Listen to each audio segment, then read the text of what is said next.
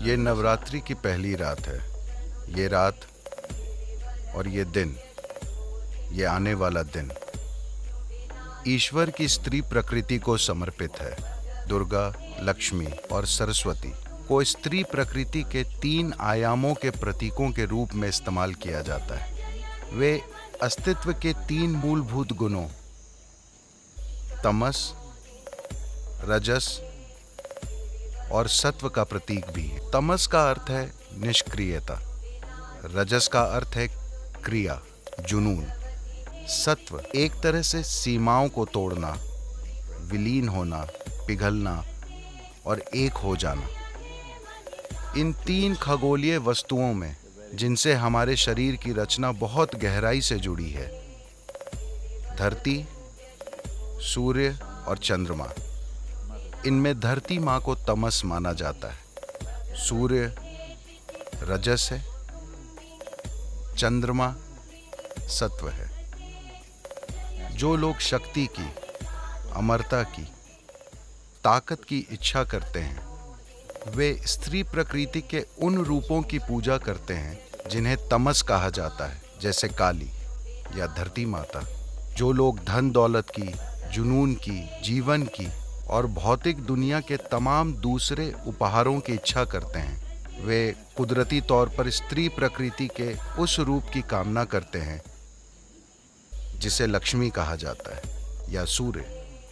जो लोग ज्ञान की, बोध की, परे जाने की, शरीर की अमरता नहीं बल्कि नश्वर शरीर की सीमाओं से परे जाने की इच्छा करते हैं, वे स्त्री प्रकृति के उस आयाम की आकांक्षा करते हैं जिसे सत्व कहा जाता है, जिसका प्रतीक है सरस्वती या चंद्रमा।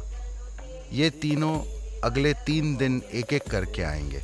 इसे इस रूप में व्यवस्थित किया गया है क्योंकि आखिरकार हम धरती से ही निकलते हैं और हम एक सक्रिय जीवन जी सकते हैं जिसे रजस कहते हैं, देवी की दूसरी प्रकृति। तीसरा आपके रास्ते में आ भी सकता है और नहीं भी। अगर आपको उन्हें अपने अंदर लाना है तो आपको प्रयास करना होगा, वरना वो आपके अंदर नहीं उतरेंगी। जिन लोगों को ये नहीं पता, लिंग भैरवी की प्राण प्रतिष्ठा 3 मूलभूत चक्रों के साथ की गई है। ध्यान लिंग में 7 चक्र हैं, उनमें सिर्फ 3 चक्र हैं जो तमस, रजस और सत्व के 3 आयामों का प्रतीक है। तमस पृथ्वी की प्रकृति है और आज उनका दिन है और वही जन्म देती हैं। गर्भ की जो अवधि हम कोख में बिताते हैं वो समय तमस है। यह अवस्था लगभग शीत निद्रा जैसी होती है, मगर विकास होता रहता है। तो तमस पृथ्वी की आपके जन्म की प्रकृति है।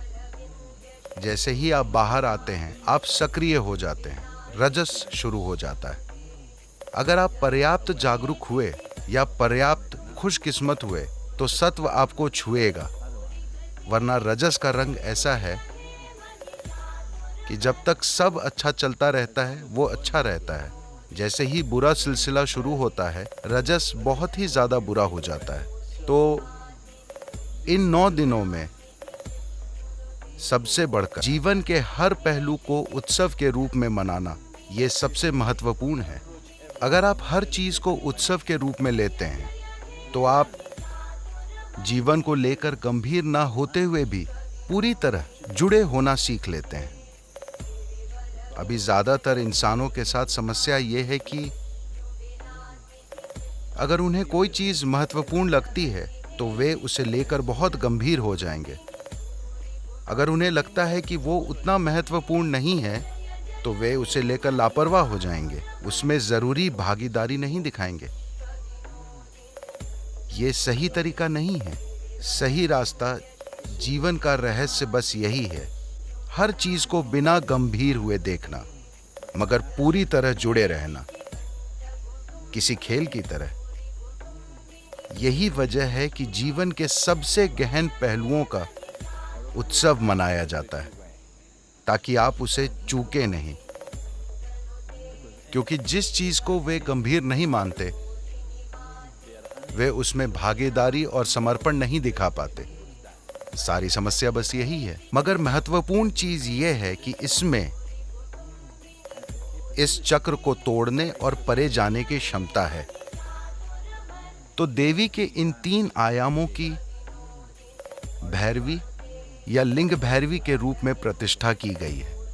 आपको अस्तित्व और पोषण के इन आयामों को अपने लिए प्राप्त करने में सक्षम होना चाहिए, क्योंकि आपको इन तीनों की जरूरत है। पहले 2 की जरूरत आपकी अच्छी जिंदगी और खुशहाली के लिए है। तीसरा परे जाने की आकांक्षा है। तो नवरात्रि इसके साथ शुरू होती है।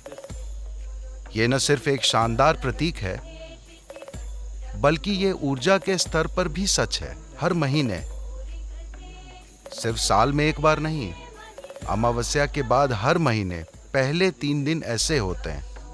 अमावस्या निष्क्रियता की अवस्था है, जिसमें 5 तत्व अपने अंदर एक तरह के एकीकरण से गुजरते हैं। अगला दिन हल्की निष्क्रियता का होता है, फिर वो सक्रिय होता है। इसके बाद परे जाने की गुंजाइश होती है। चंद्रमा प्रकट होने लगता है, जो निष्क्रियता की अवस्था में और उसके बाद सक्रियता और उलझन की अवस्था में था, उसने अब परे जाने की एक संभावना खोली है।